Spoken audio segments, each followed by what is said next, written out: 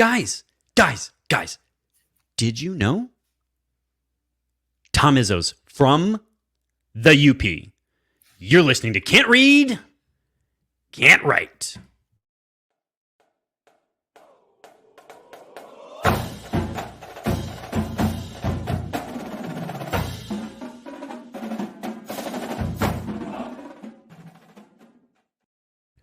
Welcome back, everyone, to another episode of Can't Read, Can't Write, the podcast that proves Spartans can talk. I'm Mike Jones, joined as always by the guy who needs football to be back, Kevin Grech.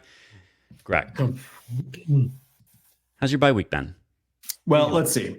The number 4 hockey team that I root for splits a series with, I guess, number 2. You should be a little bit excited about that. But still, I wanted this. I wanted it. The women's soccer team that we've apparently mistakenly been following and covering lets us down with a loss on the road at Washington. Yeah, lesson learned. No more covering women's sports for us. It's their fault. They did this. And let's be honest, the basketball team, if you were able to watch the game in between just the glazing of all things Tom Izzo UP related, didn't exactly impress either. I don't know if that was your impression of the game, but mine was like, maybe it's not such a bad thing that it's hard to follow this because this team is fairly medium. So I was impressed by the Big Ten network edging everyone for 2 hours as it relates to Tom Izzo. The stamina of that.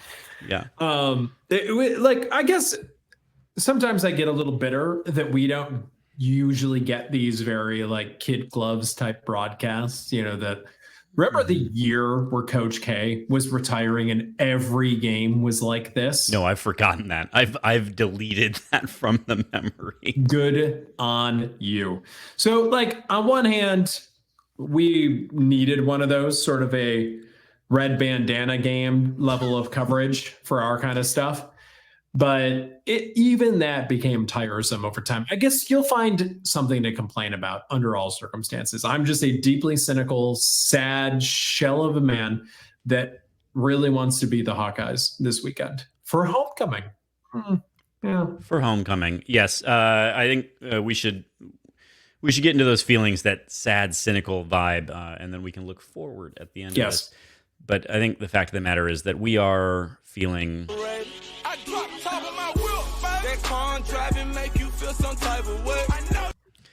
All right. We, of course, want to thank everyone for listening. And if you could do us a small favor, please share the pod with Spartans in your life.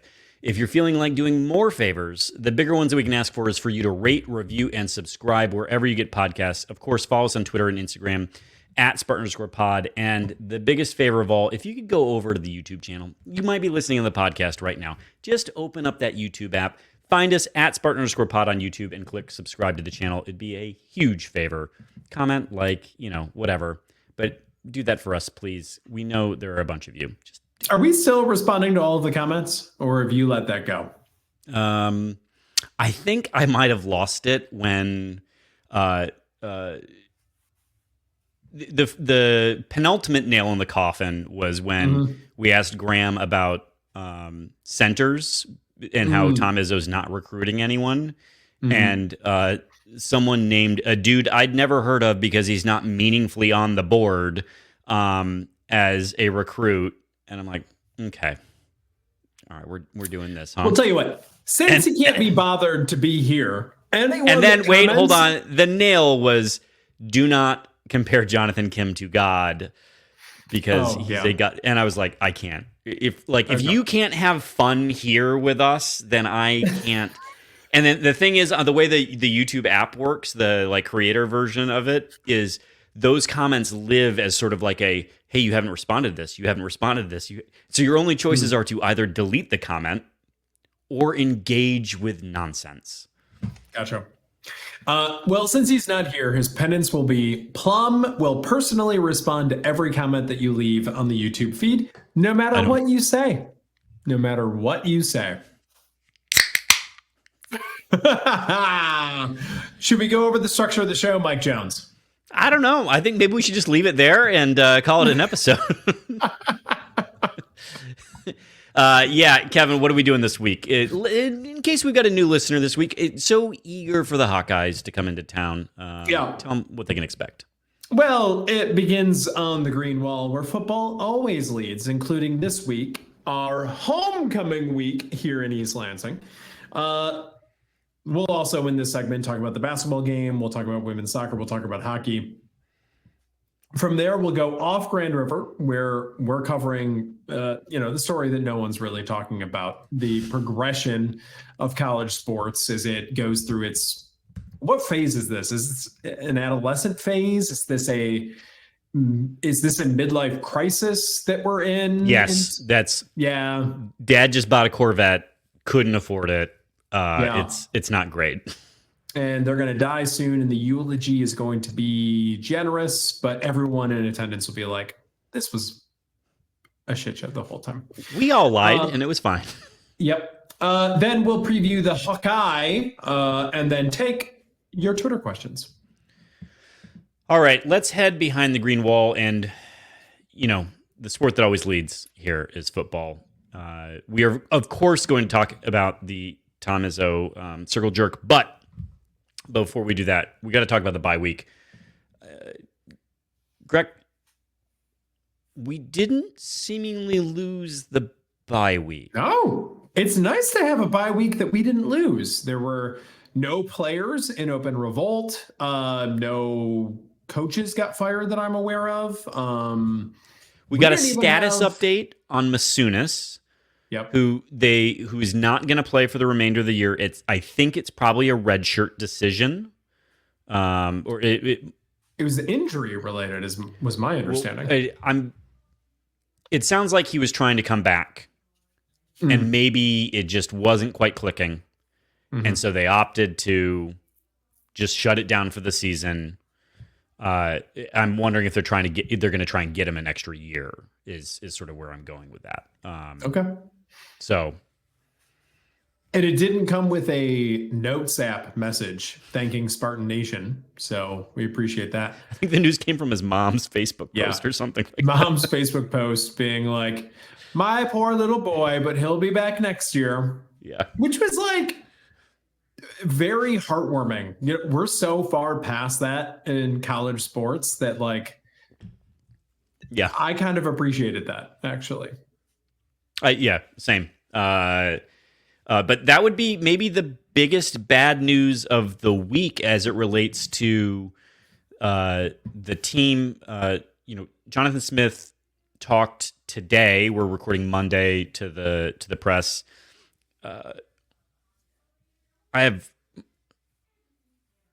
It was wild. It was 12 minutes of media availability. Mm-hmm. I don't know. And it seemed like the press didn't have questions. I think the last question he got was, did you watch the Oregon-Ohio State game? Which unsurprisingly came from Jack. But we're halfway through the season. I'm surprised that there's not more engagement with the coach as to anything or at all. The media was really phoning it in this week. This is a bit of an eye of the storm moment, though. Batten down the hatches. Sure. Just played 2 top 5 teams who, if you had watched the Oregon-Ohio State game, you would see that they were both pretty good. And actually, the team that we expected to win did in fact win. So I think this probably is a good thing. It's a nice little recovery time. I don't blame the media. I don't have a problem with it. If they just got back from Marquette. Yes, exactly. The team racks up a win or 2 in the next several weeks. I expect we'll see a lot more media activity. So, anyway, misery Smith also loves company. Yeah, Smith did mention that I guess last week they only practiced on Wednesday, so largely kind of took the week off, but did spend a lot of time digging into the run game in particular, and in particular as it relates to the run game, the negative yardage plays, and so all of them basically. Yeah, seemingly thought that maybe they made some progress there. Also mentioned Alante Brown is maybe closest to coming back for the team. So for whatever that's worth. But I don't know, man.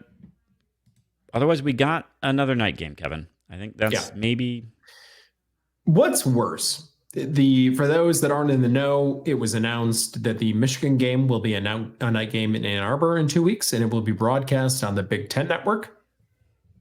I think the first time the U of M game has been on the Big Ten Network in, I don't know how long, like a decade? I can't think of the last time it was. What is more tiresome to you? The night games or a big, what should be marquee game for the conference being on BTN? Well, the fact of the matter is that, we'll call it rebuild because we're being nice. Mm-hmm. But MSU's a mid team at best. And the other team is ranked only because they won a lot of games last year. They should not be right now. Absolutely. Anyone who's watched that team knows that they are Judu Kaka? I think it's I think technically it's a Didu Kaka. A Didu Kaka. Yeah. I'll have to check my Duolingo on that. I don't know that it's true, but so they're bad.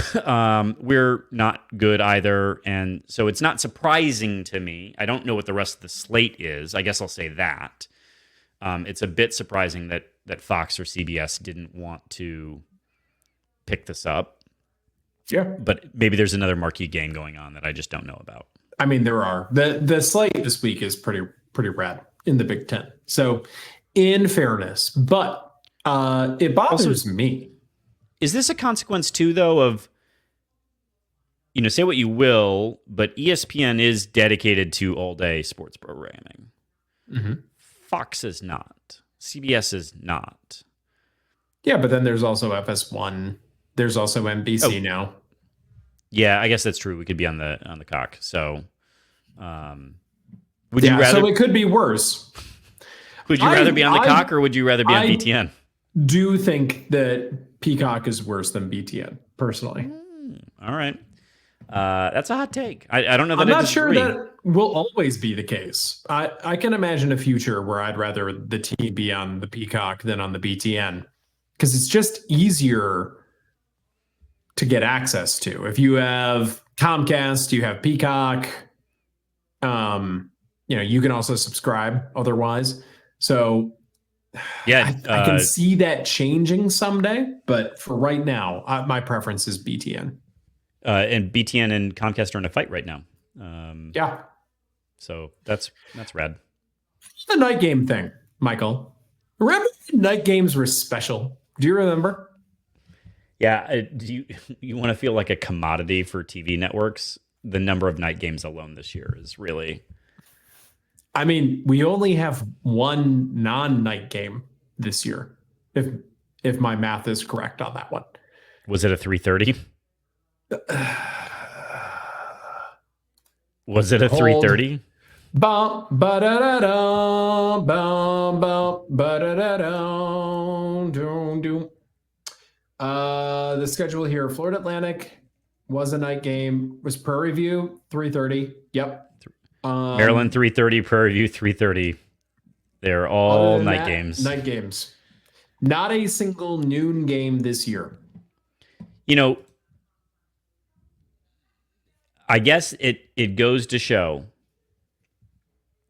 that Fox did something right with the decision to brand around Big Noon. Mm-hmm. Like, here we are complaining that we aren't getting the noon kicks. Never did I ever think that would happen. I'm not complaining about not getting noon. I want 3:30 kicks. I think all football games should be at 3:30 on Saturday. You want a little retinal implant for being able to red zone all of them? Correct. Okay. So I guess that is sort of a wrap on our football news for the week. We'll do the Hawkeyes later, Kevin? Yeah, we sure will, Michael. Thank you. Great. So let's talk MSU's exhibition game against Northern Michigan University, aka the Tom Izzo Bowl, aka did you know Tom Izzo grew up in the UP, aka Tom Izzo's high school basketball coach was sitting on the bench and coached for a little while, aka oh my God, it's Tom Izzo, aka did you know he knows Steve Mariucci Bowl. It was a lot. MSU wins 70-53 in. I don't know, Kevin. I would say at best I was whelmed. I mean, really, truly, you're not getting much out of this game, right? Let's look at the minutes distribution. Basically, Well, I got a couple things out of this game. Oh, I also do have a few things. So we got the rotation out of this game. I don't know that we Carr, Kurtang, Holloman, Jackson Kohler, guys like Jesse McCullough. Really, on the basically, outside. Jesse McCullough is not going to play this year. That's what we learned that. Other than that, Frankie Fiddler only played 13 minutes. I guess he was in foul trouble. Yep. But I think maybe one of the things that we learned in this game is that there's not a massive update. We don't have to recalibrate on Jaden Akins. The broadcast before the game kept asking, "Who's the new guy? You know, who's going to be the new guy?" And the answer is, I don't think there's going to be a new guy this year. Or if so, maybe it'll be Frankie Fiddler. He'll develop into something after he starts feeling more comfortable. But Jaden Akins really has to prove it to me. And I think he played well in one of 3 games in Spain. And he played like Dudu Kaká in this one. 2 for 12 from the field, 0 for 4 from 3 in exhibition against Northern. This 1 assist, 2 turnovers, 0 rebounds. This is not your guy that's going to become the dude this year. You know who Jaden Akins is. Yeah. You're going to be looking for someone to take over games somewhere else. Maybe you do have to recalibrate on Xavier Booker. I was kind of impressed with his play. I liked his quick release shot. I liked his movement. He definitely looks bigger, more athletic now. Mm-hmm. I was most encouraged by Xavier Booker. What did you think about what you saw from Jeremy Fears? I thought Fears looked great in at times. I thought at other times it was, I'm trying to. There's some stuff that I'm trying not to read too much into. A, exhibition. B, like Tom Izzo was doing whole line changes at and so for your point guard trying to get in the rhythm of the game, I don't know. But I don't like seeing 4 turnovers to 2 assists. I'll be honest.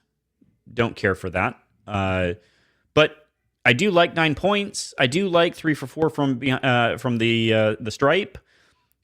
Didn't see 2 for 2 from behind the arc coming. I will take that. Yeah. Sam I am. Yeah, like that plays well for him in the long run. And I thought defensively, outside of maybe a lapse or 2, he was pretty good.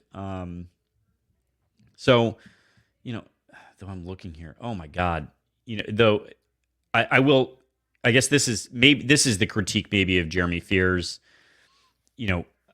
I don't like seeing 12 assists to 14 turnovers. That's not all Fears, but that is not on how many made baskets? 22. Yeah, don't love 12 assists on 22 made baskets. Would expect a little bit better out of an Izzo team. But I guess you got to put a bunch of asterisks on it. And when someone named Jaden Akins goes 2 for 12 from the floor, maybe that influences the assist count ever so slightly. So, not to pile on, but like here's the thing that I worry for our dear listeners, because I got a feeling that as Plum goes, the fan base goes as well. And I could see a certain amount of vitriol finding its way to one Jaden Akins if this kind of performance, particularly when it's in the role that he's supposed to be playing, right? And we all know that for as much vitriol as might come Jaden Akins' way, the real person who should be receiving our ire is Tom Izzo, because he's the one who ultimately has the ability to control who's playing in what roles on this team. And I think we all know the last person to give up the GOAT is Tom Izzo. And we'll ride this idea of Jaden Akins being a playmaker until his tournament streak is on the line again. Yeah. Like, I don't... There are reasons that you could be excited about this team. We didn't see Cohen Carr play the 4 at all, Kevin. Like, the position that he was most effective at in Spain. Yeah. The big storyline coming out of Spain was Cohen. You can't, if he keeps playing like this, you got to put him at the 4. The problem is Xavier Booker, in spite of getting paid what the rumors are about him getting paid, insists on being a 4. So then that really messes things up.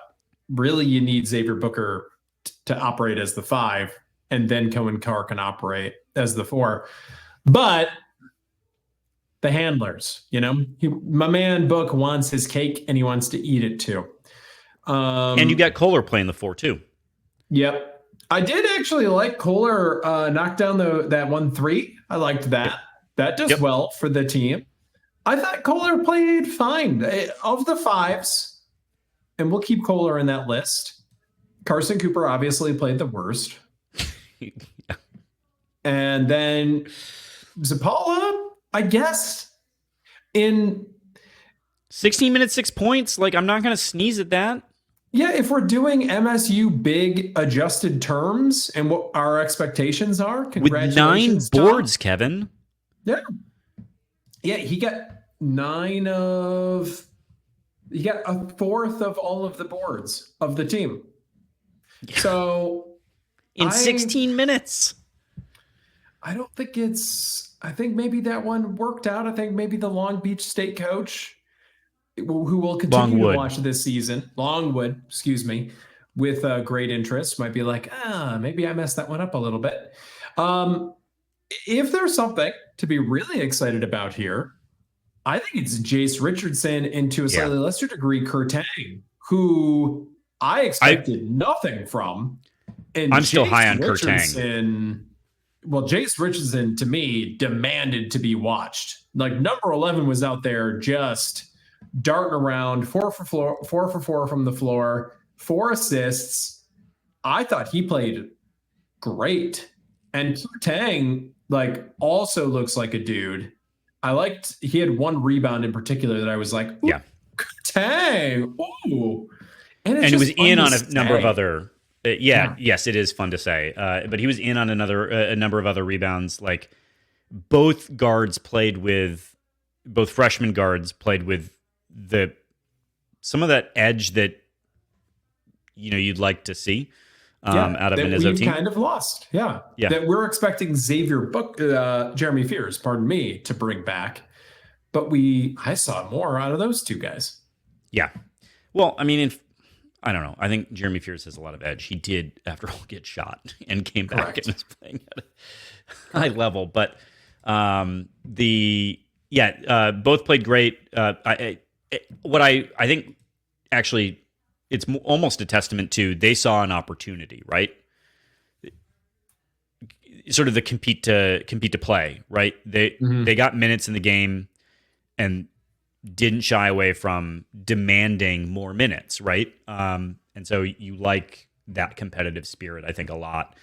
All in all, Kevin, I don't want to keep saying, well, it was just an exhibition, but some of the lineups were clunky. There were things I didn't see with how this team's going to do it. Fiddler being in foul trouble probably does not help. But if we have this, a year of this, it's going to be another long year. Correct. So I'm tired of waiting for next year. I'll say that. But And if there are some new recruits coming in. Yes. So we did get a recruit, 6'7", Jordan Scott. Greg, do you have the profile pulled up? I can't in just a sec. But Great. if memory serves, Jordan Scott is sort of a tweener, but he's very tall. He's very lean. I think he's like 6'7", less than 200 pounds, which, just looking at myself in the mirror, indicates that maybe he's got to put some weight on that frame a little bit. But the exciting thing is he's got a game like a dude that's like a 2. So could be a very tall shooting guard, could be more of a slasher. Although slashing with his current frame, he's just going to bounce off someone. The important thing, though, is the peer group. Shows MSU over Maryland and Va Tech. So pretty solid, pretty good offer list. Currently rated 247, 52 in the nation. They have him as a 3, but who knows what he'll actually end up playing here. Just somewhere in that wing role. And pretty good pickup to kick off the class of, is this 2026 that we're, or 25? This is still 25. So there you go. First commit of the class of 25. Yeah, missed on a couple other ones. So this was a needed pickup. I think there's one other player with a crystal ball in right now for Michigan State. So hopefully more recruiting news to come. But you know what he's not, Kevin? A center. Yeah, not a 5. Not a 5. If anyone has Tom Izzo's number, please just remind him. Either he needs to stop bashing the transfer portal and just be honest about it, or recruit one. All right, Greg. Anything else you want to say about the game, about Michigan State hoops? Tom Izzo was in his media availability was in rare Tom Izzo form. The refrain about people being soft and entitled is just getting a little tired, Tom. It was good to see his mom there. 98. She's on the sideline. Good for her. His high school coach was there too. Yeah, that's wild. Did you see they ran a zone for a possession? Oh, no, I didn't pick up on that. That's my bad. Tom was on the headset, right? Oh, and I was aware of how much Tom was on the headset. That's for sure. End of game. He apparently the last 5 minutes, he said he let his high school coach the team. And I kid you not, he's like, we're in a zone right now. I don't know what's happening with that. We've never practiced this. I want to say was it 2-3, but like it was so disjointed I couldn't tell you what kind of zone it actually was. So, so we all got to see the zone, so that was great. Finally we did. I just worry when I look at this team, I look at this roster. We talked about the guy, right? You want a dude, and we just had one walk out the building. Who's going to fill those shoes? My concern is no one's going to fill those shoes. This roster right now looks like a lot of fairly good players, and I don't know when it comes down to it, who's going to be the dog that takes that shot. Maybe Frankie Fiddler becomes that. Maybe Xavier Booker does. But right now, I could tell you for certain, it's not Jaden Akins. So I have a hard time believing it's Book, though, only because Book can't really create for himself. And I'm not even talking just on the dribble, right? Like, can't do it on the block either. So, yeah, I think it's got to be Fiddler. So we'll find out. I mean, There's a reason, and I don't, as upset as I am with it, like it irks me that it's true. There's a reason that the AP rankings came out this week and MSU is receiving votes. They're not ranked. Because I look at this team and I don't know that they deserve to be ranked. Now they could become ranked. Is it possible that they go at the Champions Classic and knock off Kansas? Possible. Sure. Yeah. But right now, I mean, they didn't exactly blow the doors off of Northern Michigan. And it wasn't like we let off the gas a whole lot either. So I wish we could have seen more about those games in Spain, because the team that showed up in Spain, I was not expecting, but the team that showed up in the UP was the team that I was expecting to turn on the TV and see. So yeah, they hung with a professional Europe, like a legitimately good professional European team. And I want to know how. I want to know what happened there. Because look, I do think that Northern Michigan coach looks to be a good coach. Sure. His players do play really hard. They weren't the size differential. Like, I mean, I know we were bigger, but it didn't stand out to me in a big way. So like, I don't think they stink, but 70-53, I was like, I know Tom Izzo wasn't going to run up the score on Northern, but I thought we'd beat them by more than that, right? Yeah, Nick Sanders in the game for 1 minute. Jesse McCullough for 5.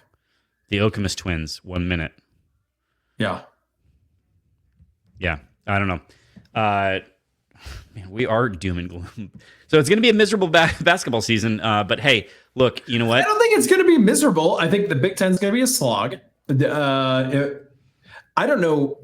Ken Pom is tough in the preseason anyway, just because it's projecting based off of last year's data. His projections for the Big Ten just came out, and it was basically like the winning Big Ten team is +2 games or something like that. Yeah. The difference between winning the Big Ten and losing the Big Ten was like a 6-game swing or something like that. So it's going to be a slog. They're going to beat up on each other. MSU is going to be in the thick of that. But is this a Big Ten championship banner raising roster? I don't see it right now. Is it a tournament roster? Yeah. Well, but to that point, if the Big Ten is down, you got to pick up some of those non-con games then. Like we can't do what happened last year when it comes to non-conference. Yeah. So, I mean, I think the nicest thing that I can say is that this year, when I see number 11, I will not be angry. And for those of you who missed it, if you watch other college basketball, there will be one less game that you have to watch number 11 in at the team in Tennessee. Yeah. Yeah. So, I didn't even understand what that suspension was for. Well, we speculated about this at the time, right? Didn't he participate? For those that don't know, AJ Hoggard, it was announced, is serving a 1-game regular season suspension for the Commodores. He played in some kind of professional tourney, which we were like, does that kind of answer the question on where he's going? Oh, I thought it was a pro-am. Or whatever it was like, does this mean that he's done with college ball? Does it not? Why is he serving a suspension then? Like, did he miss practice time or something? Like, why? Eligibility. Who knows? But eligibility, that's a binary thing, right? You're either eligible or not. Like, that's old man thinking. Okay, Boomer Mike Jones, this isn't your grandpappy's NCAA anymore. I think actually I'm saying precisely that, though, is like, who gives a shit that he did it? Like, why is he serving the suspension? Then why serve the suspension? Yeah. Right. Either he's not eligible. End of story, period. And particularly Vanderbilt shouldn't be the one issuing the suspension. The most interesting thing you can do, AJ Hoggard, probably in your entire collegiate career, is sue the NCAA over this. Take it to him. Do it. Take him to the field house. All right. Women's soccer, Kevin. Ali was there. Huge mistake. They lose. And To the Huskies, in case people didn't know. Yep. In Seattle. They fly across the country. They lose to the Huskies 2-1. And I hope we've all learned our lesson not to pin our hopes on a women's team. Yep. I won't let it happen again. What about you, Mike? We needed this, and they let us down. Yeah. And I can't come back. Best start in school history, not enough. Nope. Being ranked number 1 in the country, not enough. No, you got to finish it. Otherwise, we won't cover you, as evidenced by all of the other sports. It's got to be pretty demoralizing. Like, it's got to suck to go on the road and drop a game. I know that they were flirting with it for a while, but it's got to be a bummer. I mean, I also think in fairness, right? Like,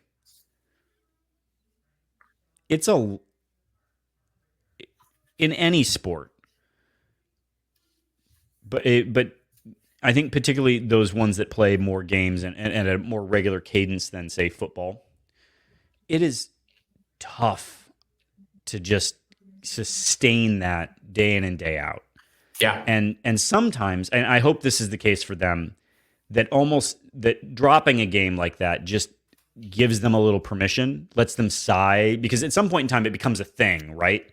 Haven't lost. And then you do, and then maybe that sort of lights a fire. It also lets you play a little more free. Maybe there's some sort of mental and emotional fatigue that builds up carrying that around. And so now that it's gone, like, y'all kick ass, like, go kick ass, ladies, like, go win some games. So, yeah.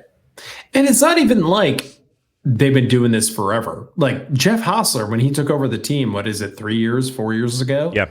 They had won like one game the previous year. So they've been building to this, but it's not like, right, oh, this is who we are. This is what we're not Bama.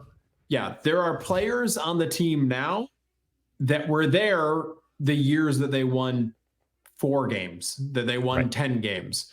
So, like, good for them and all that they've accomplished. And I completely agree with you. Hopefully this sort of takes a weight off and they can play a little bit freer.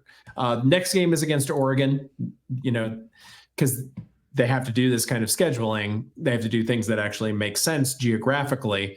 They're sticking around on the West Coast. They're playing Oregon, and then they're coming home for what appears to be a fairly favorable home schedule to end out the season. Let's keep an eye on that Oregon game, because we're going to talk about the thing later on, and it'll be an interesting sort of test of the thesis, depending on how that game goes. But let's talk. Do that hockey talk. There's a small school in Boston, probably the second worst academic school in the city. You've got Northeastern, and then you've got BC, and then a whole bunch of really elite schools. Comes to Michigan State, but in fairness, like, number 2 program in the country, almost always number 1 or number 2 in the country, right? Certainly a top 5 program at all times. And MSU splits. What were your takeaways from the games, Greg? Yeah, well, unfortunately, only able to watch the first game in total, and then able to watch the highlights of the second one. But first period, pretty even, I thought, between the two programs. But then MSU makes some mistakes, turns the puck over at inopportune times, and Boston College capitalizes, has a big second period, and then puts it away in the third. I didn't think that MSU looked bad necessarily. I did think that maybe they lacked a little urgency.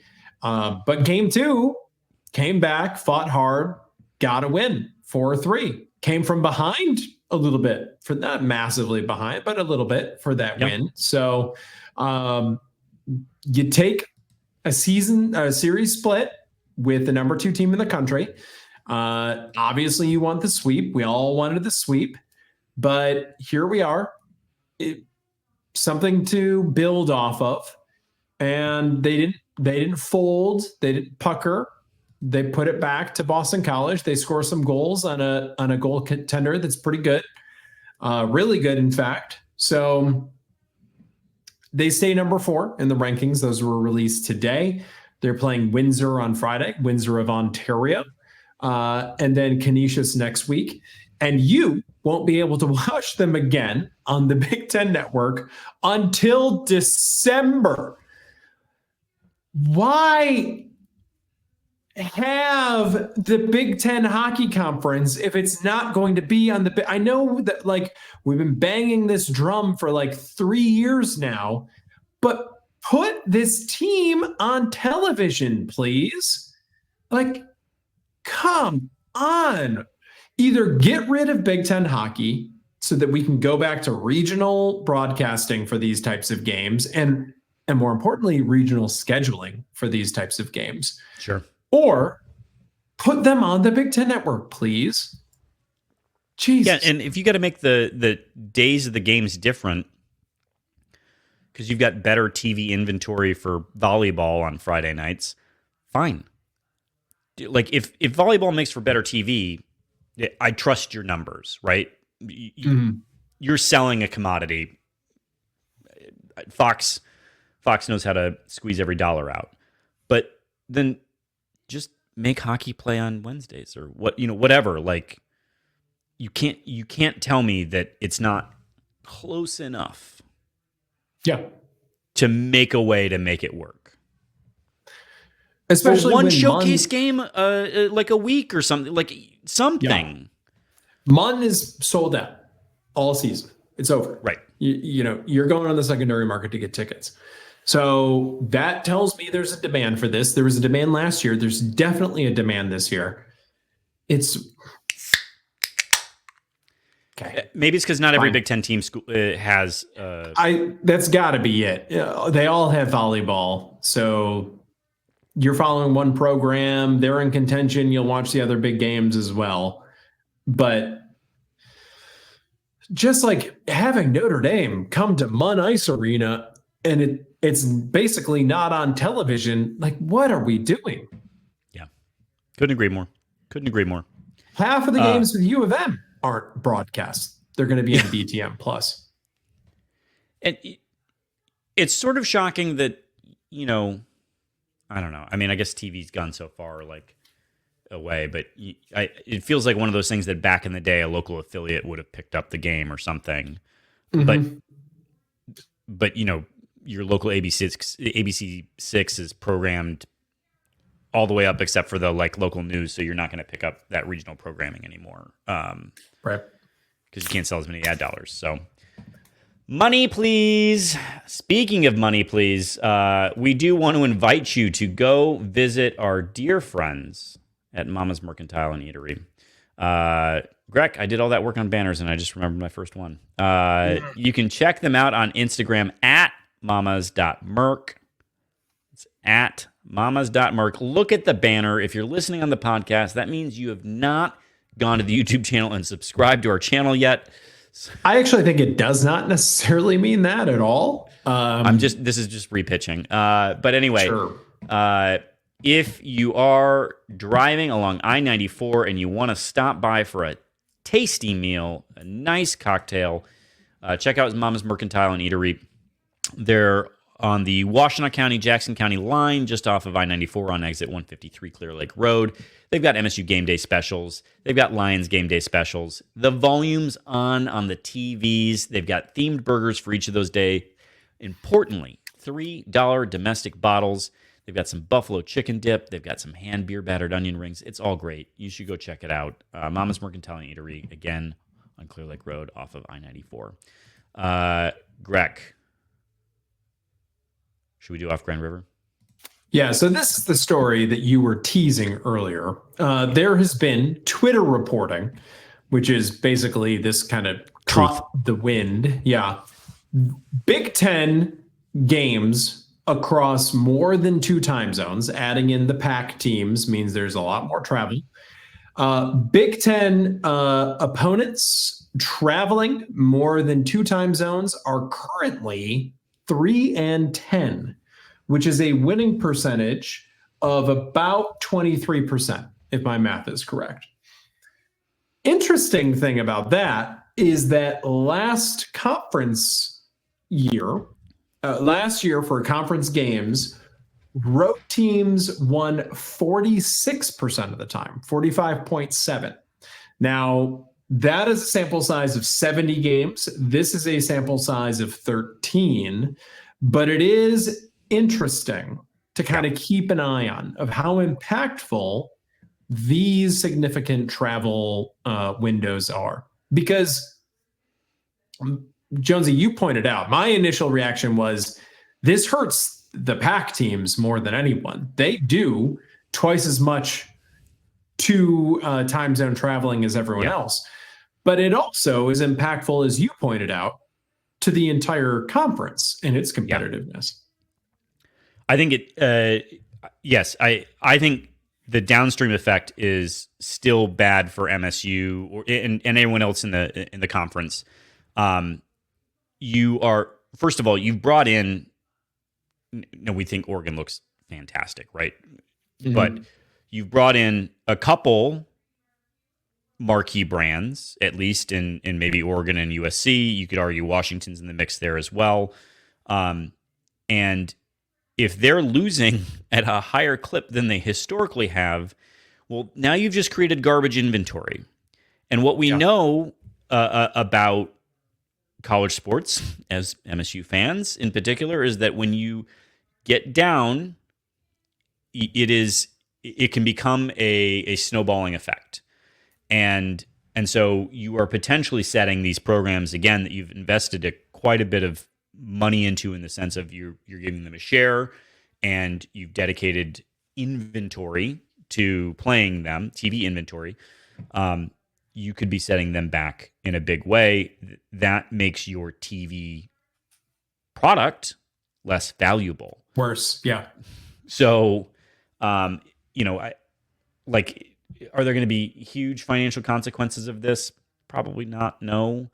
But I think it is noteworthy that the SEC is still pretty contained within a geographic sphere, where those sorts of, obviously they're still crossing large chunks of land to get to UT Austin, right? From wherever the northernmost and northeastmost SEC team is, but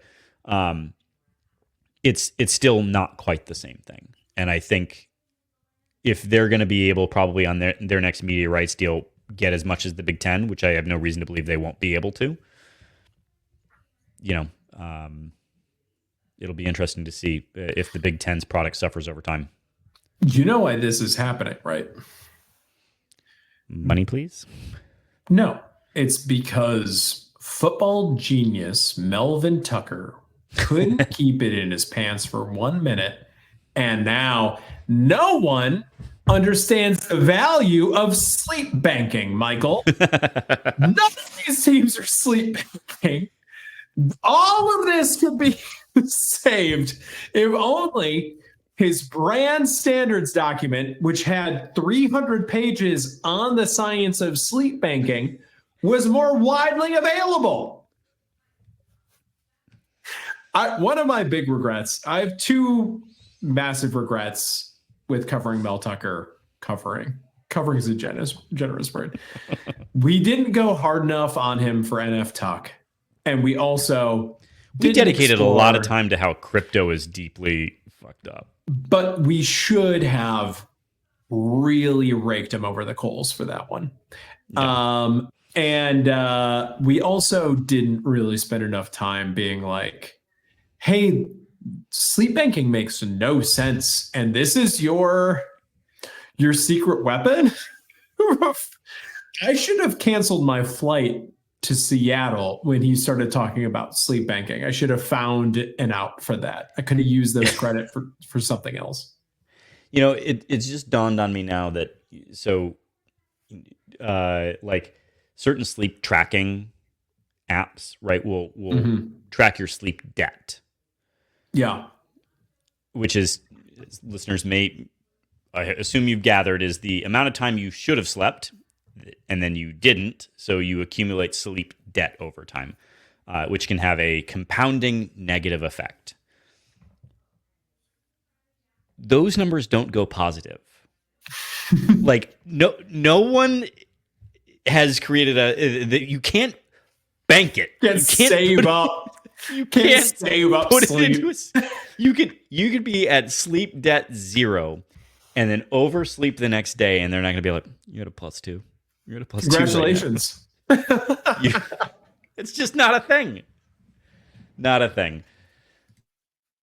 You know, I'm going to get a YouTube comment now that I'm going to have to deal with that's like, well, actually, sleep banking is a real thing. As I said before, that's Plum's problem. He's responsible for responding to all of the comment. So anyway, to circle it back to, I think it will be interesting, particularly in these non-football sports, though. To your point about women's soccer, staying out west, I don't think anyone's going to gather this data, but it would be interesting data to gather about when teams stay in the time zone for an extra part of the leg. Do they perform better in the second game than in the first game? So anyway, ladies, prove your theorem. I want to get that W. Greg, other bits of news. Let us love you again. Let us love you again. Earn our attention. Yeah, and our coverage. The national letter of intent has been done away with by the NCAA. That is the letter, folks, if you didn't know, that student athletes signed and then faxed it to announce their commitment or to formalize their commitment to the university. That led to a lot of hand-wringing online, and then some smart people were like, the letter never really mattered in the first place. I'm not going to give credit to any of those people, but I saw those people online, and they're like, what really matters is the financial aid, the grant of aid. And then shortly after those smart people I want to acknowledge here said those things, the NCAA comes out and clarifies that the grant of aid is indeed replacing the national letter of intent. So you'll still have a formalized commitment, if you will, but we've done away with one piece of paper. So yippee skippy. There we are, saving the trees. And the fax machines. That was the last thing they had. It's now medical records are all that's left. Don't get me started on that. Like, how is that still a thing? You're the only jabronis still using this nonsense. Can you fax in the authorization to release your record? No, I can't. It is technically much more secure than a lot of electronic approaches to things. DocuSign hasn't taken over everything yet. Sure, but my medical records are electronically stored, so and we're just talking about my authorization. We're talking about me communicating consent over to the healthcare provider. It's like they think we're all living around with fax machines right now. I don't. Anyway, moving on. So the last thing that we should talk about is sort of on this whole subject that no one's really talking about changes in college sports. And there was a article last week in Yahoo Sports, which does good investigative journalism. Although by Dellinger? I was, yes. Yeah. About how basically the Big Ten and the SEC are meeting about making a super conference. And that also there's a private equity firm that's advancing the idea of this like 70 team super conference. And it sounded like a dystopian hellscape because it makes a tiered system of revenue distribution. And it all of the TV networks get together and they just first I think it was anti-competitive. Yeah. Like you can't make just one thing and then the TV networks negotiate also as just one entity with Right. that one thing. That's the problem the NCAA keeps coming up against is it does not have an exception to those rules in the way that the NFL and the other professional leagues do. So my question is, we've talked about how this is all sort of going to a super league one way or another. I think the thing that makes the most sense and will end up probably happening is some kind of formal-ish agreement between the Big Ten and the SEC that they'll end up crowding out basically everyone else. Do you think maybe we should set up like a bowl of some sort? Interesting. Tell me about this. League. Well, like you could maybe it's played in like Texas or something. We'll call it the Sugar Bowl or something. Okay. Just spitballing here. But like the winner of the SEC could like meet the winner of the Big Ten down in Texas. It's sort of, it's sort of a right angle between the heartland of both of them. And then they could play a game in like a Jerry World, like a big thing there. We could slap a sponsor on it. All states coming to mind. They do a lot of advertising, and we like mayhem. Yep, and then they could play a football game, and the winner of that game will have won the bowl. I don't care for it. I don't like Texas. What about California? What about not right in LA? Just outside of LA. What about just outside of it? But it's got to have a lot of pageantry. Like what do we like? What do we like? It's got to be something grand. Roses like are flyovers. Good. Flyovers are good. Here's the thing about all of this. As stupid as the universities are, and I always try to harp on this, that like the conferences are the universities. The things that we root for, the things that we get all excited about, that we donate money to, the conferences represent the universities. And as stupid as this whole process has been, getting involved with a private equity firm would be just another layer entirely of stupidity, because the universities have the inventory, as you've pointed out. They have the direct connections with the TV executives. They have everything. There is nothing that a private equity firm can offer except very, very short-term money. I can imagine a scenario where certain programs have a little bit of a cash flow problem, but if that's true, then the universities and the conferences should just make that up temporarily for their member institutions or borrow against future earnings or something like that. The idea, and fortunately it sounds like this will not be happening, but the idea that private equity could somehow sink its tendrils into college football is just... God, like, is there nothing in America that private equity cannot ruin to a greater degree? It does feel like the Big Ten and SEC are two things that they shouldn't be able to ruin.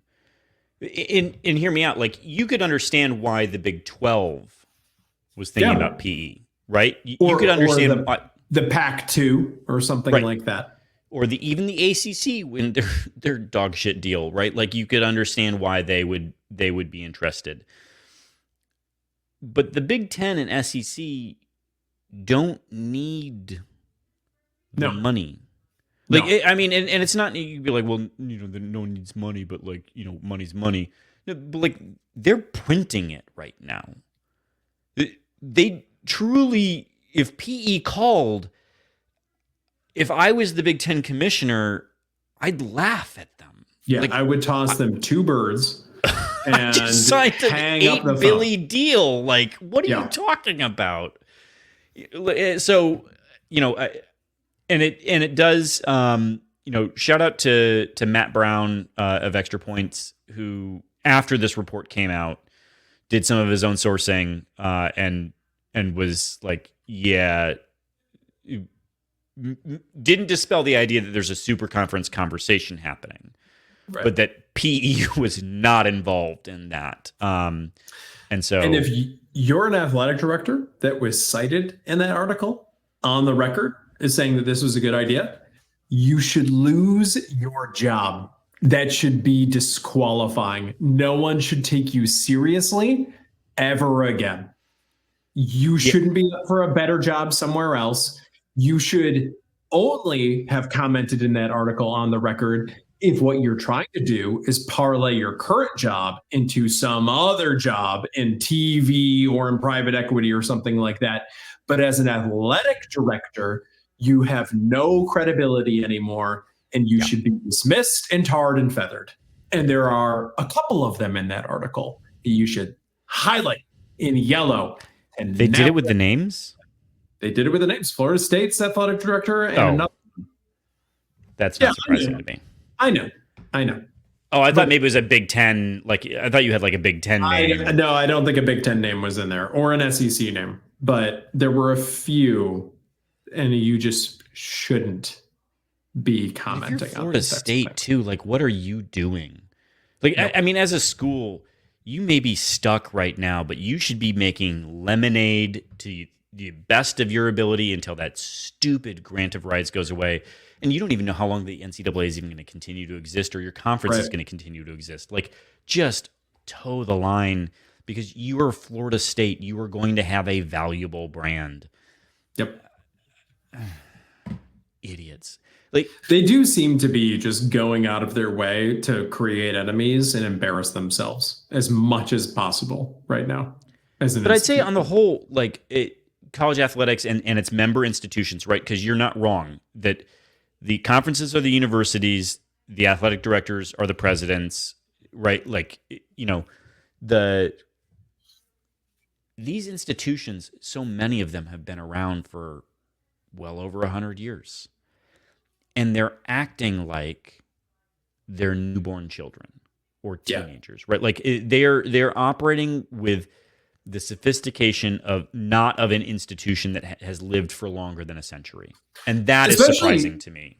Especially when you consider that the athletics budget at MSU is like 20% of what the whole university budget is, or less than that. I think it's less than that. It's like, in the scope of these institutions, it's really not that significant. It's very visible. It's very public.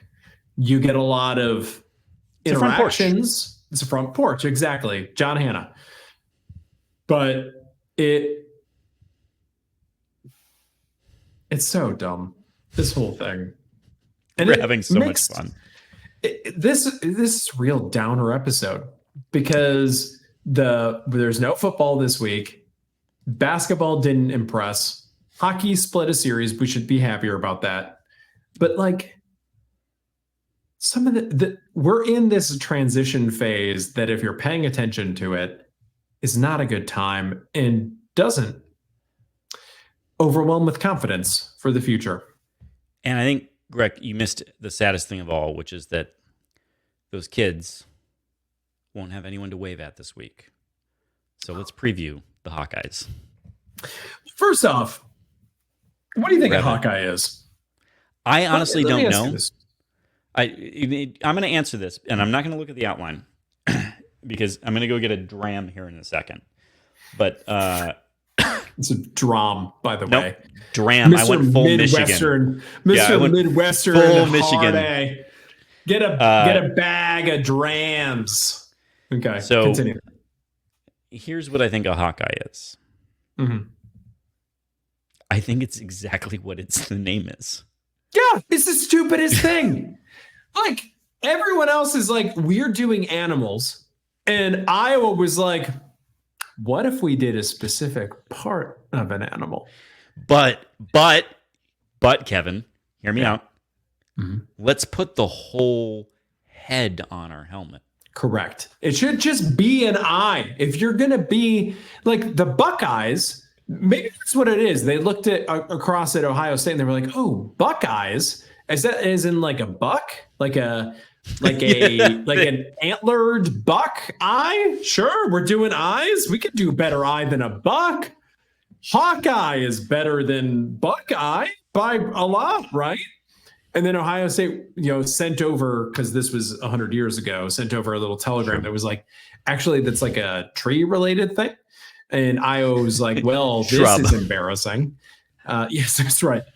Aphids are actually ruining our stuff right now. So we're focused on that. But no, we're not talking about deer. So yeah, like, congratulations, Iowa. Hawk eyes. Yes. Hawks can see significantly better than humans. Yes, hawks can see the ultraviolet spectrum. Good for them. Yes, they have unique eye structures with an extra layer of tissue that they reflect light in a different way. But like, what are you doing with a hawk's eye? Getting excited about that. The shame and indignity of it. Like a rabbit foot. What?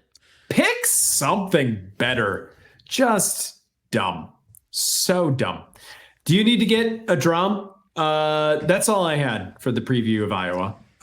Get yourself a drum. I'll ask myself a Mike Jones question and also, what are they looking at besides corn? Riddle yourself that. Oh, yeah. To see the mice in the corn? So sad. Stupid. All right, first Twitter question from Mike Jones. At least 7 night games on the schedule this year. 3 more games still to be determined. Will we get a single noon kickoff this year? I think if we're at 7 with 3 games TBD, the smart money would be no, right? Obviously, I think there are only 2 noon slots: Big Ten Network noon slot and Fox noon slot. I think NBC and CBS are 3:30. So they're in short supply, and the answer is probably not. So we used to have an ESPN, a Fox, and a Big Ten. Previous in a previous TV rights deal. ESPN's gone, NBC and CBS are in, and FS1, which I don't know what the slots are on FS1. But NBC's not giving a noon spot, is what you're telling me. I don't think so.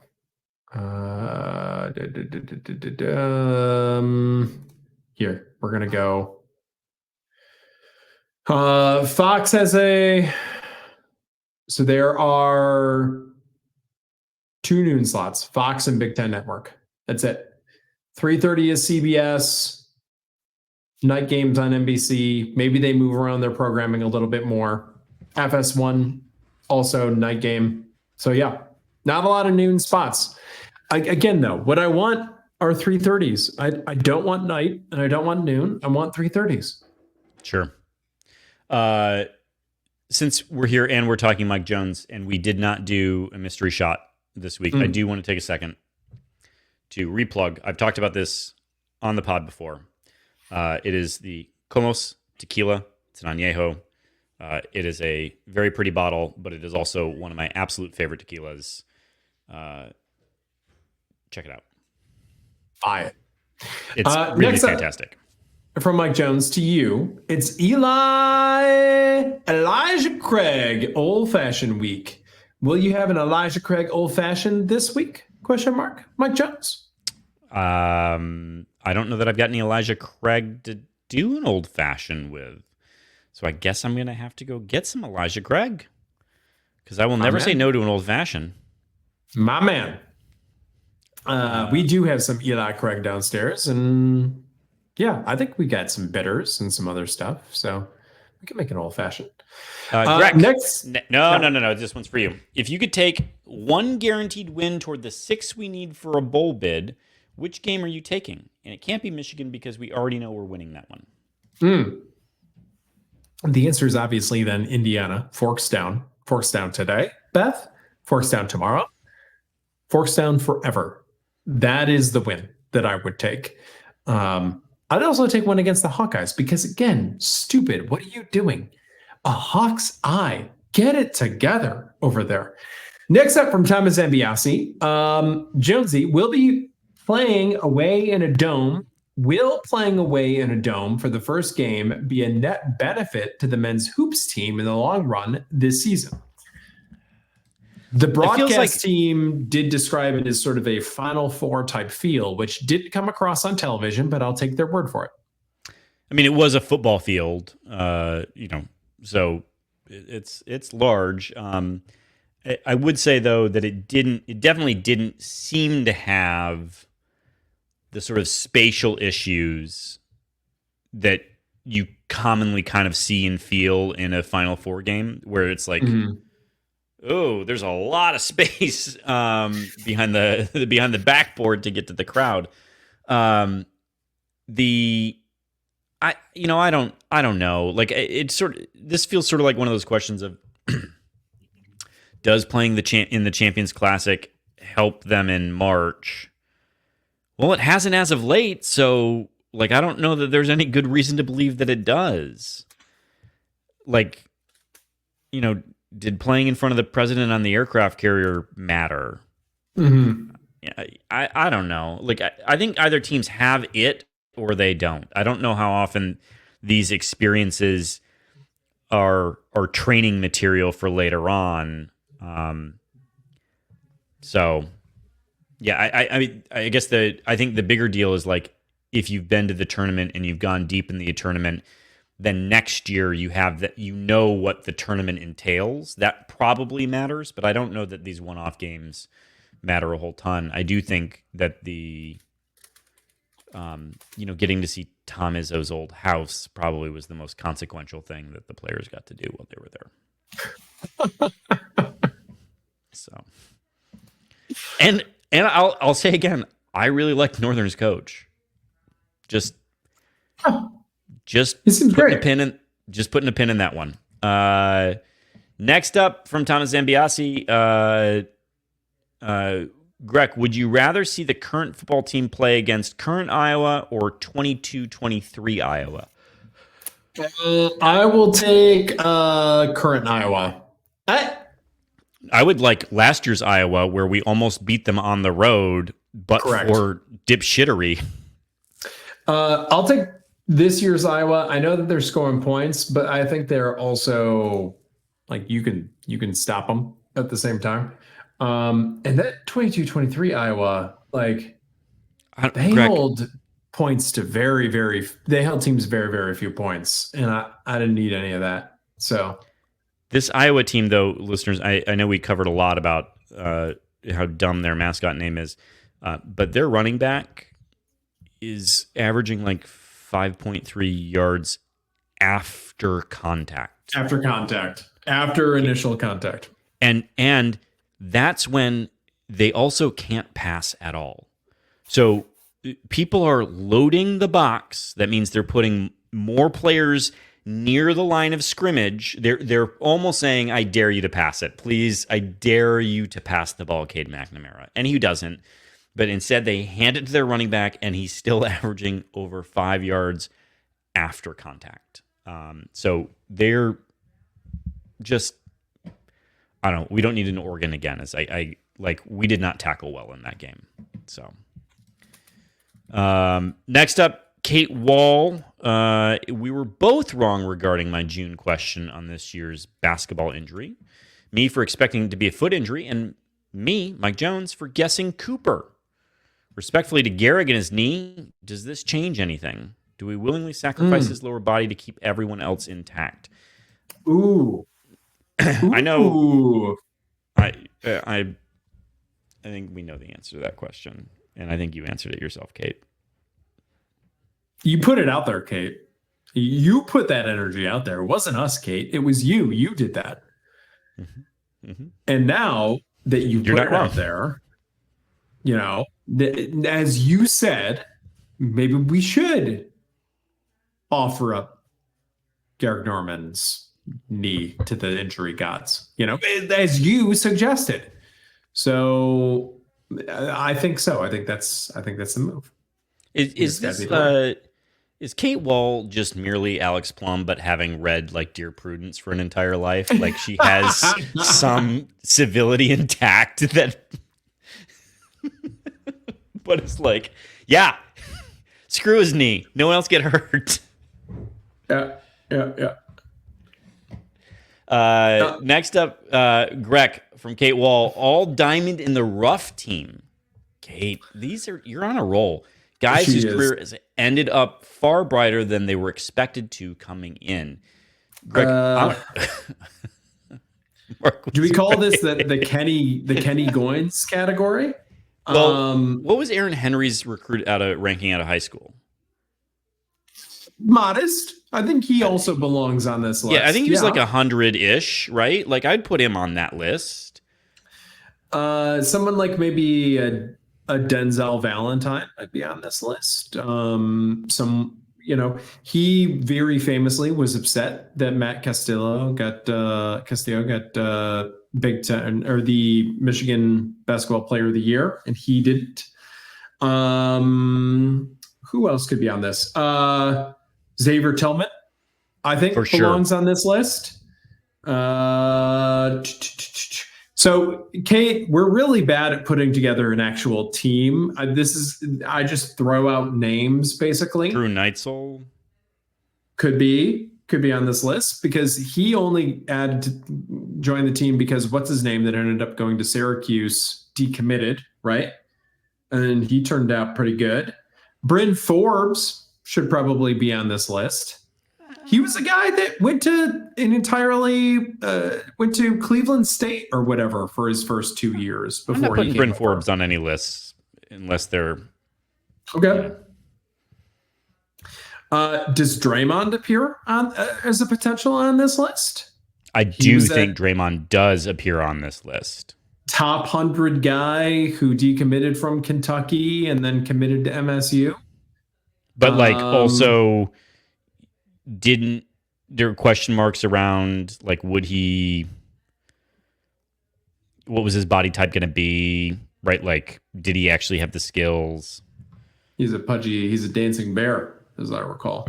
Speaking of dancing bears, we had another one of those. Center. Who am I thinking of? Lost a bunch of weight. Talking about Derek Nix? Yeah.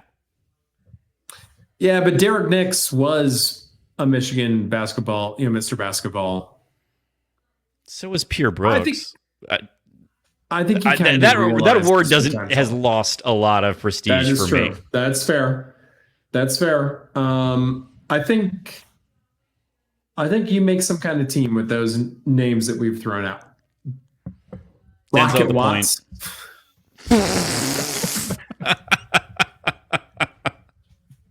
Yeah, Kate, have we done an all bust list? Ooh. And can we, the honorary captain of that list would be Imani Bates. Honorary captain. Yeah. In absentia. Next up, from Ali, at the Michigan State versus Washington Wind soccer game, does that make me a #ally? No. It did until you jinxed them and they lost. Shameful, Ali. I actually think it makes you a misogynist. You hurt women. What's wrong with you?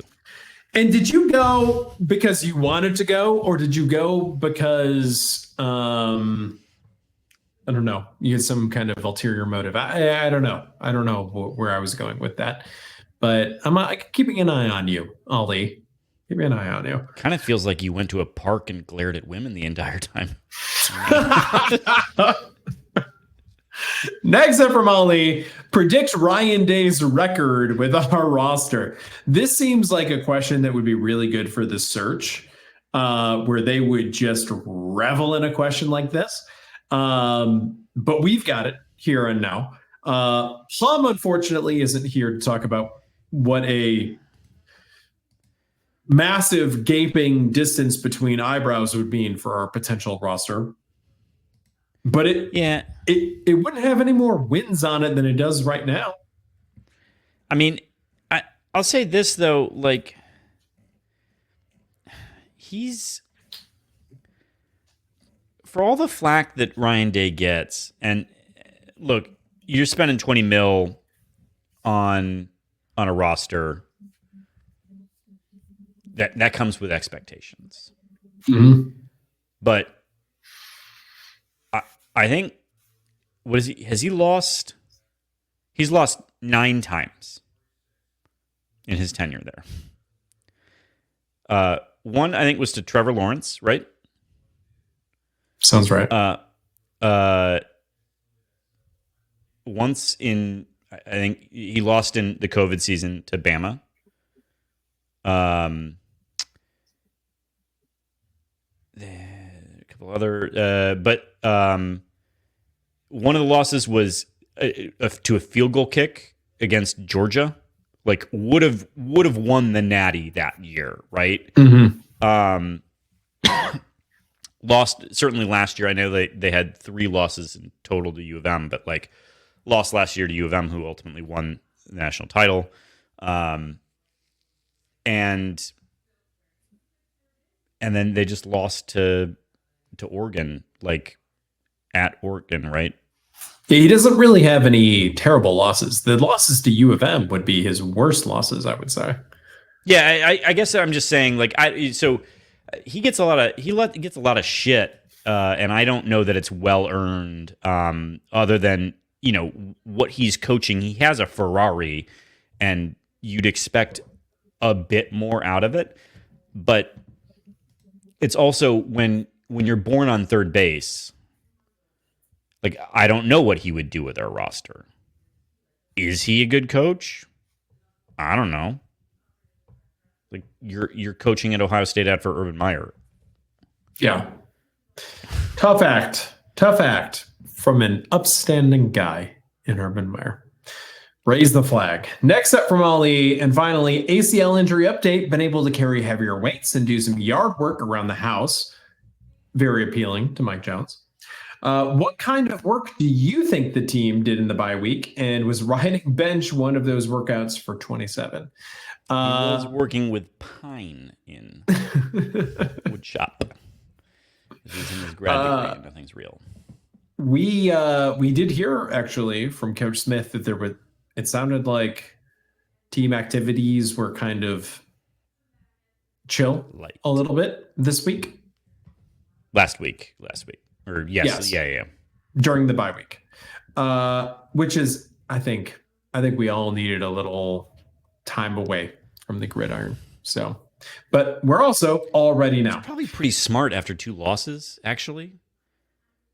Like, maybe that makes a ton of sense to just be like, let's unplug a bit.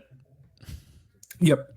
Take a chill. 3 Next losses. Up from Kate Nordstrom, not to be too sincere on Maine, but if you were to be memorialized for your achievements, and memorialized, okay, personal or professional, who would you want to call in and surprise you like Steve Mariucci did for Izzo during the NMU exhibition game? This is very earnest and sincere, Kate. Yeah, I was going to say, and I'm very tempted to say that it's Kevin Greck merely because he would not be able to handle that level of sincerity.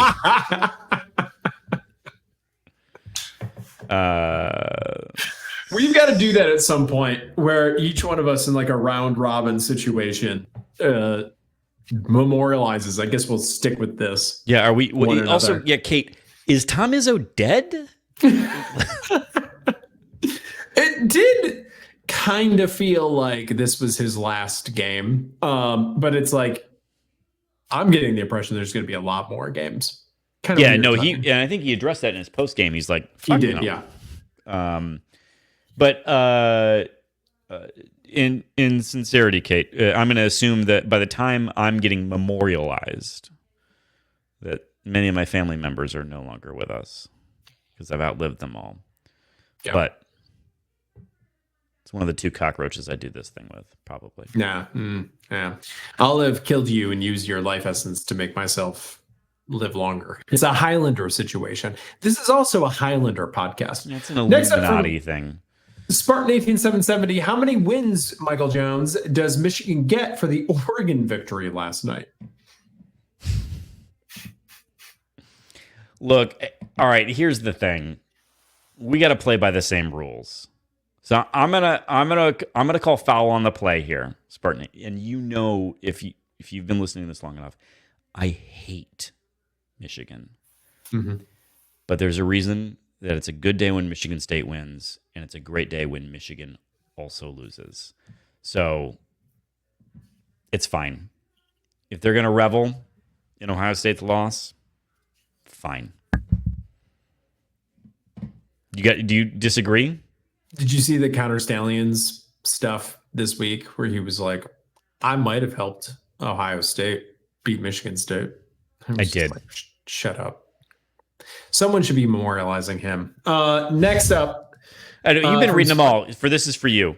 Was the last 5 minutes of the Penn State USC game the worst time management in modern football coaching? James Franklin going full 2-minute drill when they had over 5 minutes left, and Lincoln Riley wasting 30 seconds in the final minute. Maybe this is me getting to know Lincoln Riley, but I don't expect this from him in the way that I fully expect it from James Franklin. Right. I guess I'm just sort of getting to know these guys. It's so true. And he did. It was James Franklin's way of saying, "Hi, Lincoln, you don't know me, but I'd like to introduce myself." I'm going to James Franklin harder than I've ever James Franklined before. It is kind of a weird thing that in both major sports, coaches seem to be really, as they're becoming more CEOs and they're getting less involved in like the play-by-play stuff, they seem to be losing the finer points of how to win at the end of games. Football coaches are messing it up all over the place. We experienced this with the Yahoos that were running the program the last year. In the NCAA tournament last year, I remember watching a lot of coaches just bumble through using their timeouts at the end of games to the point where I was like, is there a entirely different strategy now that we approach these things with? And these guys are making massively more money than they've ever made before. It's nuts. It's stupid. This is a terrible excuse, but I'm gonna venture an excuse, and I'll say why it's a terrible one. The introduction of the 2-minute warning, I'm not calling it a timeout, does alter years of muscle memory as it relates to timeouts and play calling. So now maybe James Franklin's running the 2-minute drill to try and get the score before the 2-minute warning. But here's why it's dumb. They all know NFL coaches. They've been coaching a very long time with the 2-minute warning. And they all watch, presumably, some amount of NFL football. Mm-hmm. They should be prepared for this. And worst case scenario, they've played Madden at some point in time. Next up, Greg, CV Bagel, personal update. Got married last week. I want your best marriage advice, but only in college football analogies. I'm not inclined to give this because we weren't invited, but also, it's fall wedding. Yeah, really. Foul on the play. But on the bye week, you bastard, you genius. Mm-hmm. Yeah, why didn't you, CV Bagel, give Plum the heads up on that? But best marriage advice, but only college football analogies. What do you think? It seems like a really good question that we are going to let down with our answer. It really does feel like it. Hmm. You know how you can challenge a flag in college football? Mhm. You know how you can just be like, nope, challenge. Don't do that. Don't challenge the flag. Go with the flag. Take the yards. Live to fight another day. Next up from I Jason don't. Fry. There's no green dot. Communicate, hand signals, something like that. Yeah. Since Grooch doesn't support women, is that why he got a male dog? Yes. Yes. We went to the Humane Society and they were like, we've got a great selection of a female. And I was like, shut up, wench. Don't make eye contact with me. You should be hearing what Greg's been saying about your dog's mother. Yeah. It And is. do you want me to explain the joke now? Nope, I don't think you should. I think it is unseemly. Next up, but Jason, this is not the real reason. You are getting closer to it with this next question, which is, does Grooch feed bland, unflavored dog food to his new dog, as Grooch prefers to consume bland, unflavored food? Jason, no, Greg got a dog so that he could eat dog food, which is inherently bland and unflavored. That's not true. It comes with chicken meal, thank you very much, with some bacon extract. So, have you been buying from Costco? Oh yeah, like what? That's the most bulk thing of all time. There's nothing bulkier. I don't know if you got like food. if you went full like, oh, I feed my dog fresh food. No, the bag says science diet, which is like, how science did you go? Really? Did you get the beakers out for this one? The Bunsen burners? I doubt it. I think it's false advertising, no science involved. That's just to make me feel better about the food that we're serving him. And finally, from Jason Fry, in honor of having to put down our OG cat today. Oh, Jason, I'm sorry, bud. One of the 11 pets in our home, which MSU athlete, past or current, would you humanely euthanize to eliminate suffering of our fan base?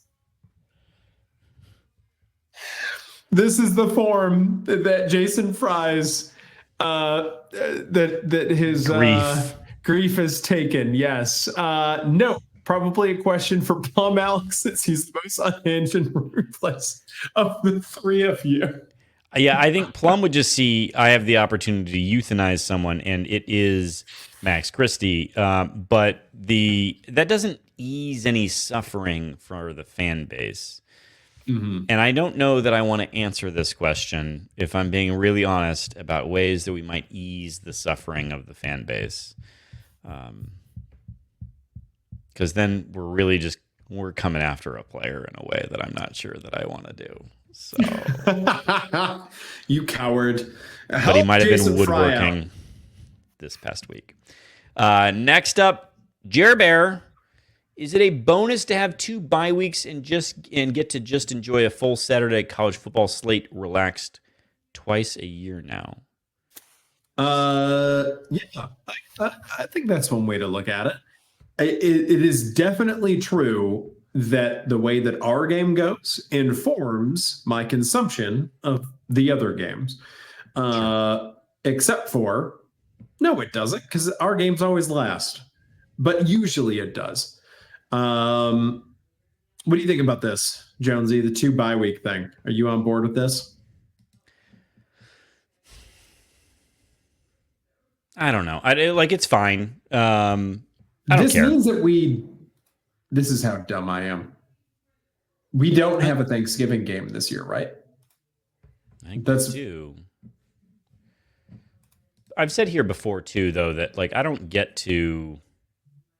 Yeah, we got a Thanksgiving game. Dumb. Black Friday? Yeah, that's right. That's how stupid. Again? Everything's so dumb. Yep.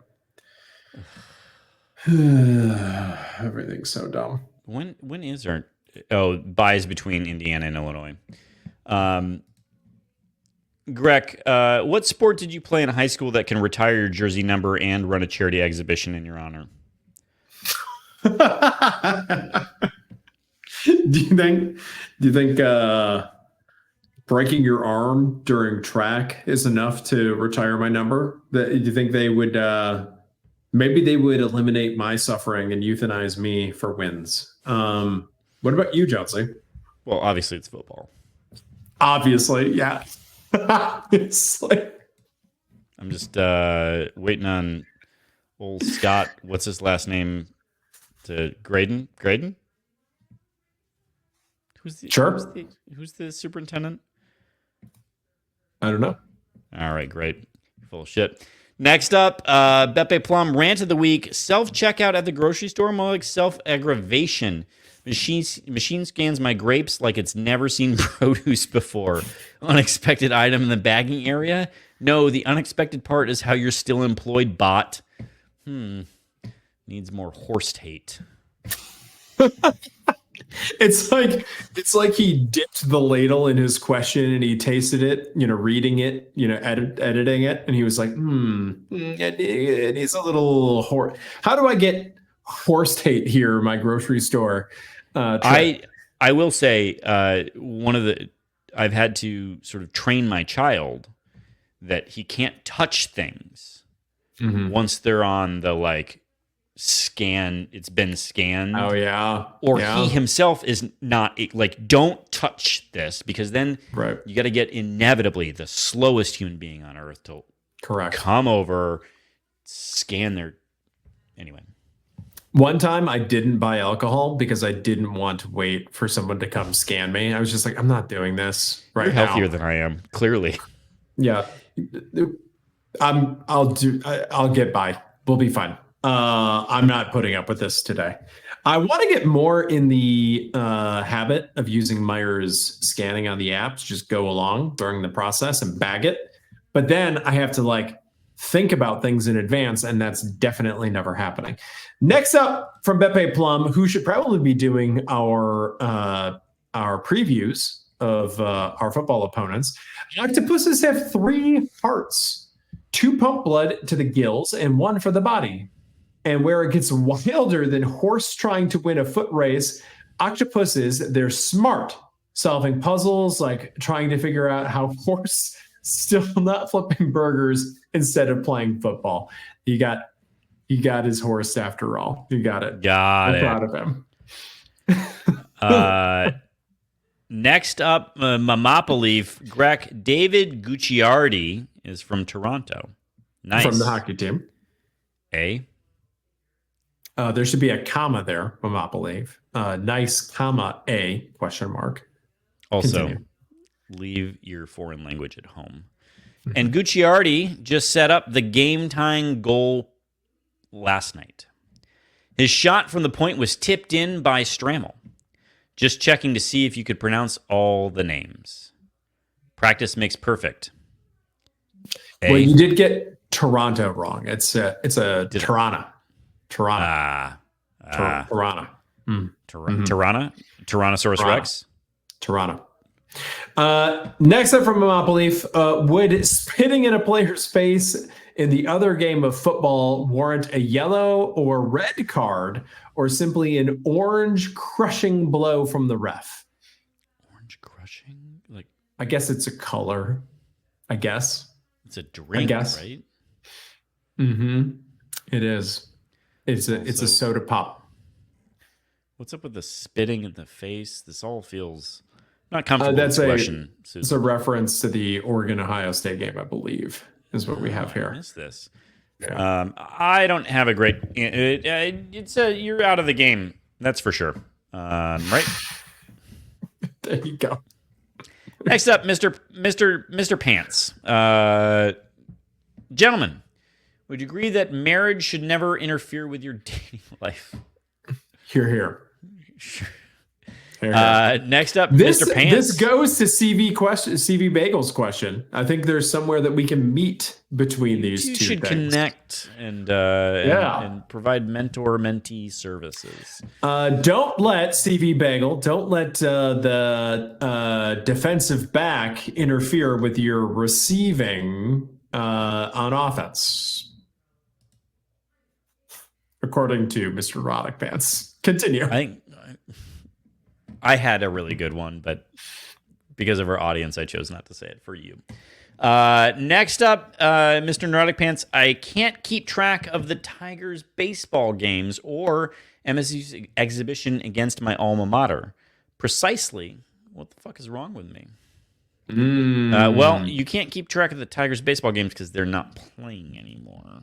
Yeah, but they were playing in your new adopted state, Mr. Neurotic Pants. He's still in Ohio, right? Yeah. And the exhibition, it was a bit odd for 1 p.m. on a Tuesday.